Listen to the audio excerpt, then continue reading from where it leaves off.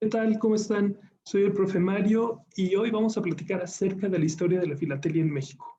Hay datos interesantes, hay datos curiosos, hay datos sorprendentes, al menos para mí. Espero que también a ustedes los sorprendan y les guste esta sesión. Y les voy a compartir pantalla para que podamos pues, ir siguiendo de la mano la presentación. ¿Sale? A ver, me acomodo aquí abajo. No sé ustedes cómo vean, pero yo tengo como mi pantallita hacia un lado para que no me estorbe lo que les quiero platicar. ¿Sale? Y pues, bueno, quiero adelantarles un poquito que vamos a iniciar con la historia del correo, porque ya igual que en la sesión anterior que hablábamos de la historia de la filatelia, pues está como muy unida a la del correo y pues no se puede, sí se puede ver una sin la otra, pero como que es muy enriquecedor ver ambas. Entonces, pues bueno, vamos a comenzar con la historia del correo en México. Y resulta que aquí en México, al igual que en las culturas antiguas, o aquí en el territorio que hoy llamamos México, igual que en las culturas antiguas como los egipcios o los persas, también tuvimos un sistema o tuvieron un sistema de corredores, inicialmente por cuestiones de guerra. Aquí había tres categorías de corredores o de correos, por decirlo de alguna manera. Los painanis, los isicuitlatlantis y los tequihuiticlantlis. No me digan que lo repita. Los painanis de carácter religioso y ceremonial vestían de acuerdo con la victoria o luto. Los isicuatitlantis eran los encargados de llevar los datos urgentes, o sea que eran muy buenos corredores. Y los tequihuatitlantis eran los como corresponsales de guerra, eran los que informaban a pues al emperador y a los diferentes, digamos, generales, porque no sé exactamente, no tengo en mente más bien el nombre de los generales, pero los que tenían que decirles cómo estaban las guerras o cómo iban las guerras en el frente de batalla y si las batallas se iban ganando o perdiendo. Si, fíjense que un dato curioso, si mentían, los equivalentlantes, bueno, para esto, llegaban con el emperador y el emperador los encerraba para confirmar, porque si mentían, los mataban. O sea, es padre, ¿verdad? Y la otra, los painanis se vestían de acuerdo si había victoria o luto, y esto les servía para que al pueblo se fuera informando, o sea, la gente común se fuera informando, porque al ver pasar al painani corriendo, pero vestido de luto, pues sabían que las cosas no iban tan bien como se querría. Pero para esto, al igual que los corredores, o bueno, los correos que habíamos visto en Egipto, y en Roma, también los de aquí tienen una preparación especial.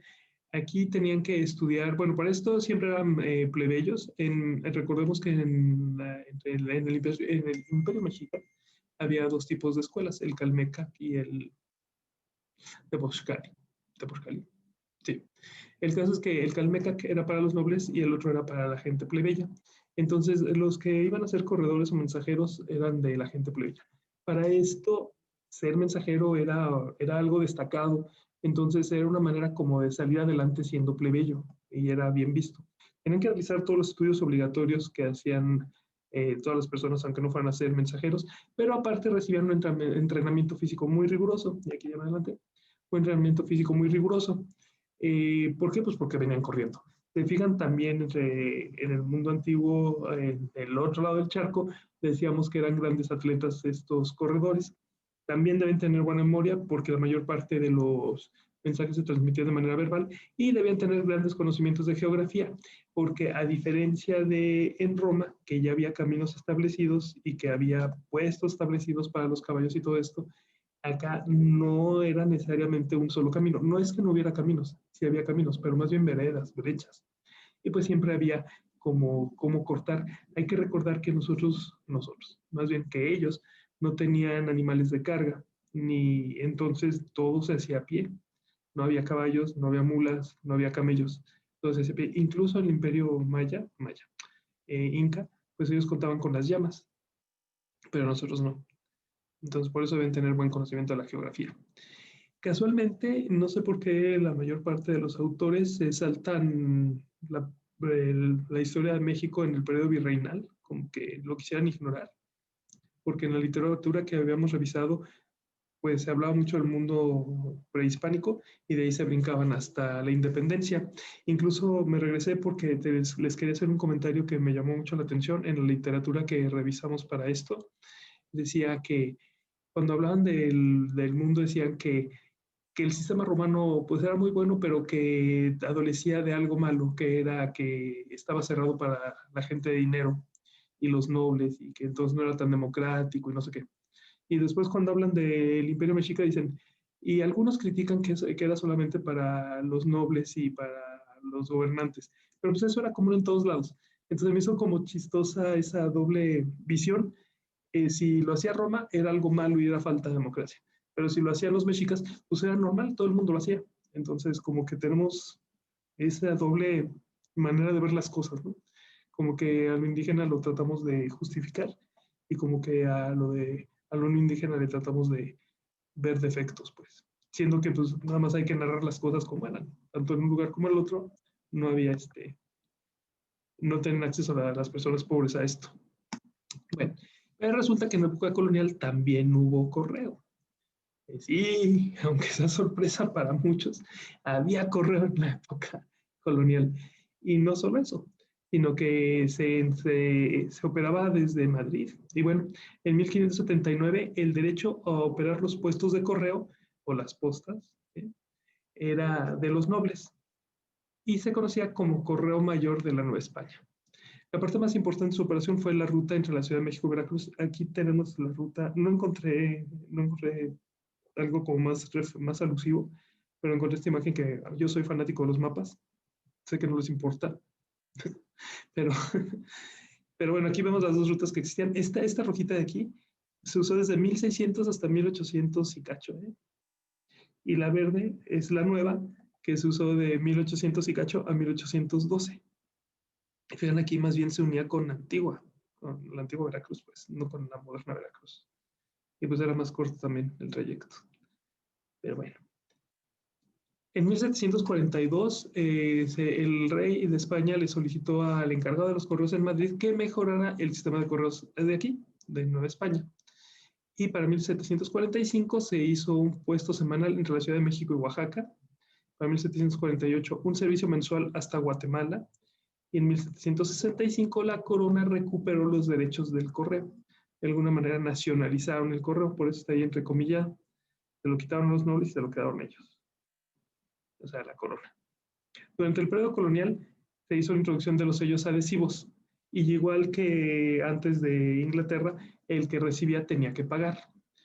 Y los sobres eran estampados a mano, eso me hizo así como padre, pero también se me hizo como curioso que se le ponía el número de lo que había costado el franqueo. Entonces, ¿cuánto iba a costar? Se lo ponía ahí a mano como dibujado muy bonito, ¿no?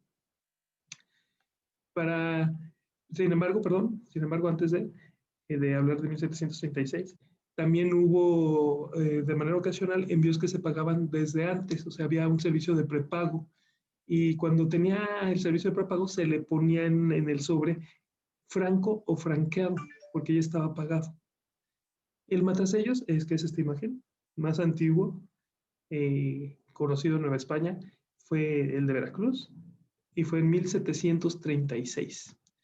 Este se usaba para, pues ahí para marcar los sobres, ¿no? Se me hizo padre esta información. Y también se me hizo muy curioso que decía Coreo. Está como nuestros nombres en las actas de nacimiento de los pueblos, ¿no? Mal escritos. Ahora sí llegamos al México independiente y fue el presidente Ignacio Confort el 21 de febrero, que es un día espectacular porque es el día de mi cumpleaños, pero en 1856 se lanzaron las primeras estampillas y fue un Miguel Hidalgo. La técnica que se utilizó fue de hueco grabado. Más adelante vamos a ver las técnicas, ya casi al final. Se fijan, se alcanzan a ver como los puntitos, ¿sí? Otra de las cosas que llama la atención es que dice México con J. Ahorita tanto pleito que tenemos de que los españoles, bueno, a mí me llamó la atención de tanto pleito que tenemos con los españoles de que ellos lo escriben con J y nosotros pues defendemos mucho nuestra X y resulta que nosotros mismos en estos timbres de 1856 y ya siendo independientes, es que eso a mí se me hace como interesante, lo escribamos con J. Y la obra, el dibujito, pues fue de José Villegas. Se imprimían en hojas de 60 ejemplares. Hay que recordar que son hojas grandes y que se recortaban a mano anteriormente. Entonces hay de 100, hay de 30, hay de 60. Esos fueron de 60 ejemplares. El Hidalgo, como lo vemos, está dentro de un óvalo. Y como ya les dije, pues también decía México.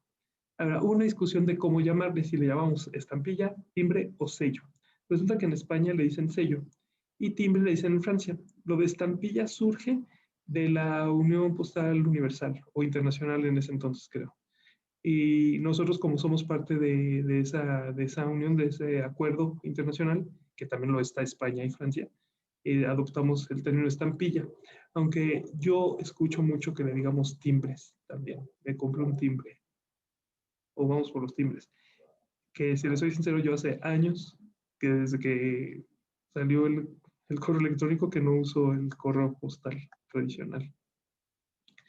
En 1857, al promulgarse la primera constitución liberal, se declaró que el correo seguiría o seguiría siendo atribución del Estado. O sea, aquí, desde que fuimos independientes, o más bien desde que la corona se los quitó a los nobles en el virreinato, siempre dependió del gobierno. ¿Sí? Y algo internacional es que, algo interesante es que se hizo un convenio internacional, ahora sí, se hizo un convenio internacional para poder mandar correspondencia a otros países. Y era Unión, la Unión Postal Universal, sí era universal. Entonces, ya ven que hace un rato les dije, o era internacional, no estaba seguro, pero sí era universal. Se hizo una serie de sellos, ¿sí? Donde había los diferentes tipos de correo, que si a pie, a caballo, en carreta, en ferrocarril, pero también salió la serie negra, que se distinguió mucho por su originalidad. Es una lástima, estuve buscando las fotos para poderlo ilustrar de una manera más adecuada, pero solo pude obtener las mismas del texto. Se ven muy borrosas. Las poquillas que yo vi en Google, que también estaban muy chiquitas, entonces no, es una lástima porque no las pudimos apreciar. Sí se ven muy elaboradas, se alcanzan a ver muy elaboradas. Y yo creo que de ahí viene lo de la originalidad a la que se refiere el autor del texto que consultamos, o bueno, de los textos que consultamos. Pero, pero bueno, es una lástima que no haya podido encontrar algo con mayor definición. Llega el Segundo Imperio, ya sabemos que Maximiliano y todo este rollo, y fíjense que él le daba mucha importancia a los sellos, o por lo menos en esta época, no sé si él, pero en esta época se le dio mucha importancia a los sellos y a la calidad de los sellos y a la impresión de los sellos. Hubo dos importantes que fueron la serie de Águilas, las Águilas del Imperio, que fueron nueve sellos en 5 periodos, que es como este que vemos aquí. Hay de diferentes colores. Vean, es otra vez un águila con las alas extendidas, la corona imperial sujetando a la serpiente. Y bueno, esto ya lo hemos visto también en los billetes, ¿se acuerdan? En este periodo de tiempo también se usaba esta misma águila. Y en cuanto al otro timbre o sello o estampilla, pues están las del propio emperador Maximiliano, que tenemos una de frente y otra de perfil. En este entonces se les empezó a sellar el número de la factura, el número de envío y aparte el sello para inutilizar los timbres y que no los volvieran a usar. Porque ya ven, o sea, los recortaban y los volvían a pegar, los despegaban y los volvían a pegar y pues ahorraban el dinerito. Entonces por eso les ponían los sellos, los matasellos. Ese hecho de que se les pusiera tanto sello, se adelantó, ese hecho de que se les pusiera tanto sello hace que sean muy valiosos, porque son más peculiares. Recordar nada más que el nivel de costo o el valor que se le da por los coleccionistas a una estampilla tiene mucho que ver con la originalidad, lo difícil de encontrarla, si tiene errores, y en este caso los matasellos, todo lo que se le pone encima al timbre, pues lo hace más caro. Entre el final del Segundo Imperio y la restauración de la República salieron varias provisionales. ¿Qué eran las estampillas provisionales? Las estampillas provisionales eran las que sacaban las diferentes como correos de las otras ciudades cuando no alcanzaban a tener las que se imprimían pues no sé si se imprimían en la Ciudad de México, pero las que mandaban a la Ciudad de México. Y les digo que no sé si se imprimían en la Ciudad de México porque hay un caso de algunas que se imprimieron en Londres, que por la calidad precisamente se mandaron a imprimir a Londres, igual que los billetes también, si recuerdan.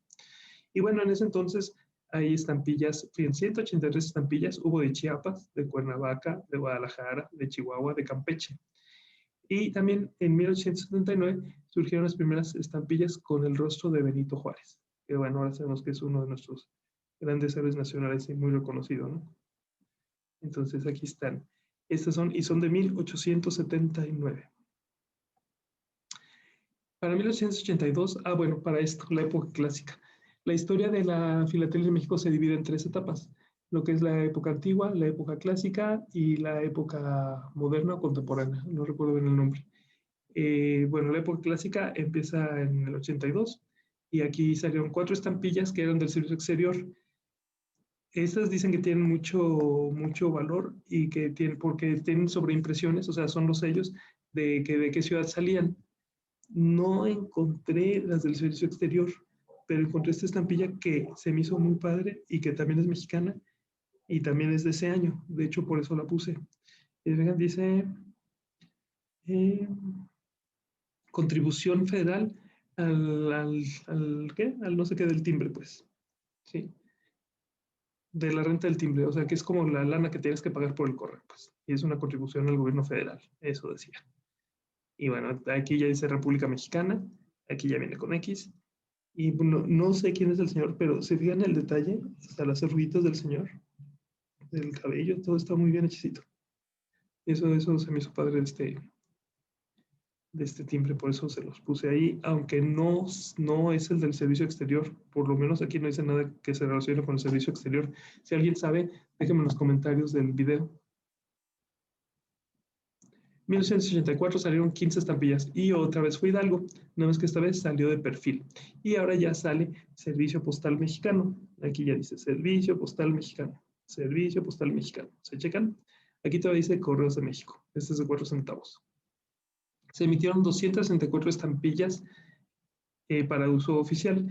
Las estampillas para uso oficial lo estuve buscando, lo único que encontré es que eran de uso del gobierno. Si también, si ahí saben algo diferente, pues le agradeceré que me lo dejen aquí en los comentarios del foro. Entre los 86 y el 90 del siglo antepasado ya, salieron los numerales, que son estas sí las encontré. Y bueno, fueron 50 diseños, o sea, es un montón, pero aparte destacaron por el detalle de su diseño. Fíjense, también están así como muy elaboradas, pues. A pesar de que es nada más el monto, no tiene más que el monto o el costo. Están muy elaboradas, a mí se me hacen bonitas, pues. Y también se hizo la serie de la transportación del correo.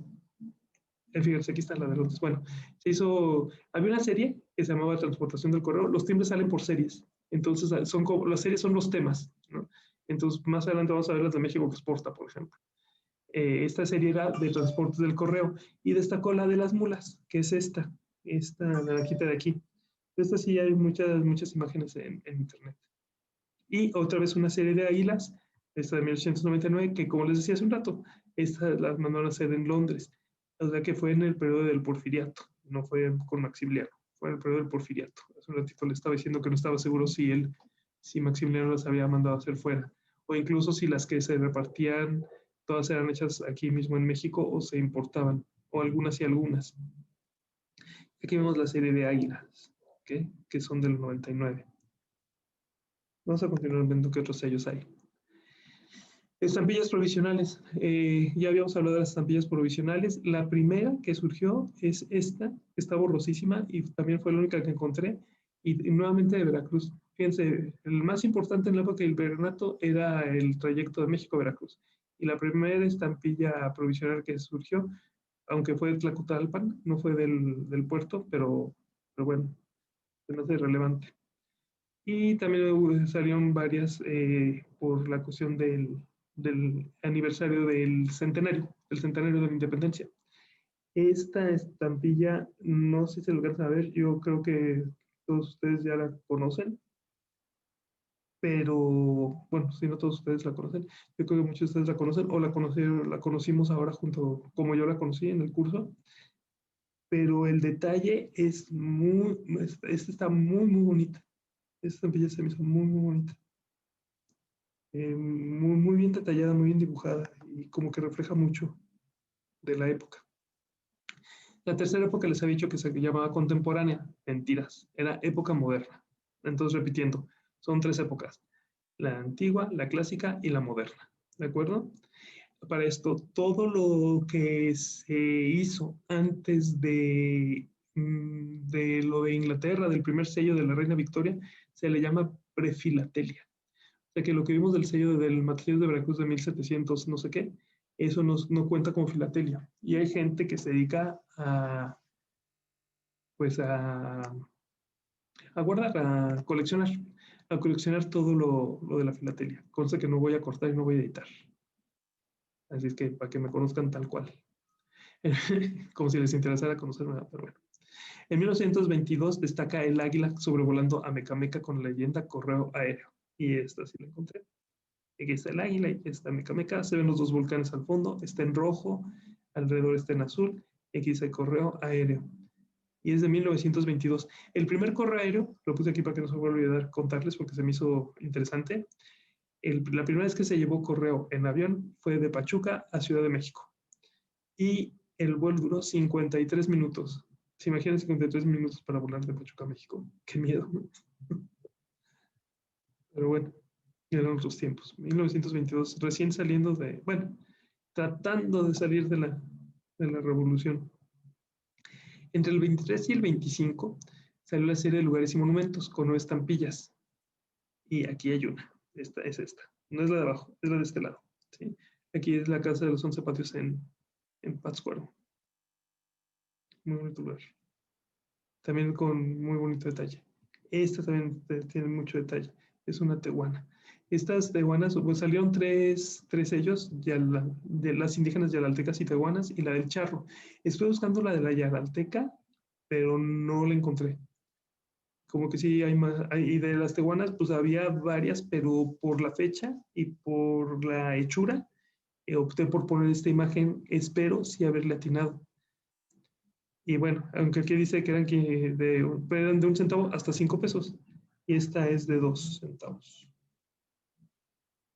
Continuamos. Entre el 54 y el 75 ya estamos llegando a la época contemporánea. Ya algunos ya nos empezamos a acordar, espero. No ser el más viejo de la clase.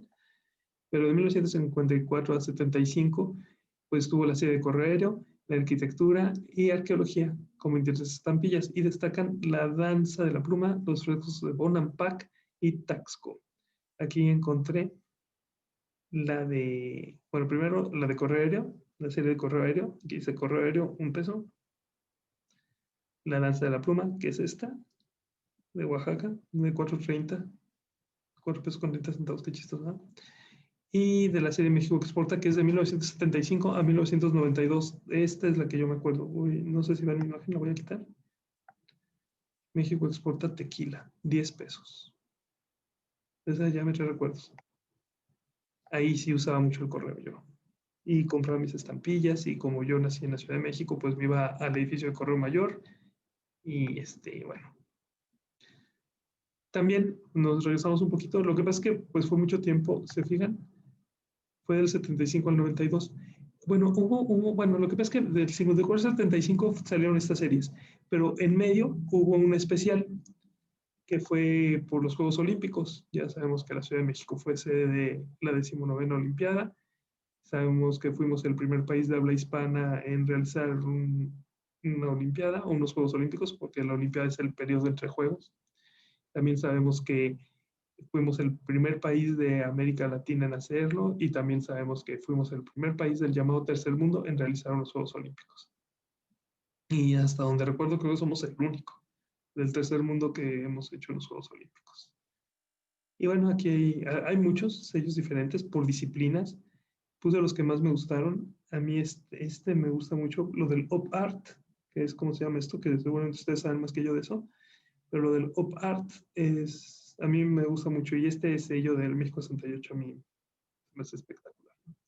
Esto es por lo de que el fuego eterno, el fuego olímpico, el fuego eterno, el fuego olímpico llega de Grecia y hizo una escala en la ciudad de los dioses, en Teotihuacán. Y aquí viene un dato curioso. Por su diversidad temática, por su diseño, por su forma, por tener elementos de braille, la filatelia mexicana está entre las más valiosas del mundo. Para que se lo graben. Si no sabían esto, o sea, y ya sabemos el por qué. Es por el braille, por la forma, por el diseño y por la diversidad de temas. A la fecha, el Servicio Postal Mexicano ha emitido más de 2.630 estampillas entre filatélicas, de serie permanente y complementarias. Las filatélicas son las de colección. De serie permanente y complementarias, destacándose entre estas las series permanentes México Exporta y México Turístico. Aquí les puse dos ejemplos de México Turístico. ¿Sí? Esto es Saltillo. Y acá está Tlaxcala. Y de las de México Exporta, pues tenemos que exportamos jitomates, tenemos que exportamos tequila, tenemos que exportamos cable de cobre, tenemos que exportamos químicos. Yo tengo la impresión, y no coincido, sigo moviendo, no coincido con el autor del texto que revisamos, de que se quiere dar una imagen de un México moderno y brillante. Es que yo creo que estos mensajes están más dirigidos a nosotros mismos. En esta época fue cuando empezamos a petrolizar la economía y la mayor fuente de ingresos era el petróleo, pero con mucho. No era así como ahorita que el petróleo está en el top 3, o sea, entre turismo, petróleo y remesas, ¿no? O bueno, y ahora también la de la exportación de carros. O sea, ahorita tenemos como 4 pilares de la economía, o teníamos como 4 pilares de la economía antes de la pandemia, que era la exportación de carros, la exportación de petróleo, el turismo y las remesas. En ese entonces era el petróleo y con mucho era lo único. Entonces yo creo que aquí era más un mensaje, y había muchas críticas, yo recuerdo que había muchas críticas a que nos estábamos petrolizando. Entonces, creo que no era, como lo dicen ellos, demostrar un México pudiente y moderno. O a lo mejor sí, pero no tanto hacia el extranjero, porque también hay que recordar que el hecho de que los timbres tengan tantos adornos es porque, o no tantos adornos, que tengan estas temáticas, es porque es la manera en que el país quiere que lo vean fuera. Y yo creo que aquí era más bien cómo querían que nosotros mismos viéramos al país. Pero bueno, esa es mi opinión. Coleccionismo. El coleccionismo, bueno, aquí en México tenemos una asociación de coleccionistas, ¿sí? Es la Federación Mexicana de la Filatelia. Esta es su revista. Este es del 2000. No encontré si en internet tenían la revista. Sí la teclé, pero no me apareció nada. No sé si solamente es impresa o si ya no exista.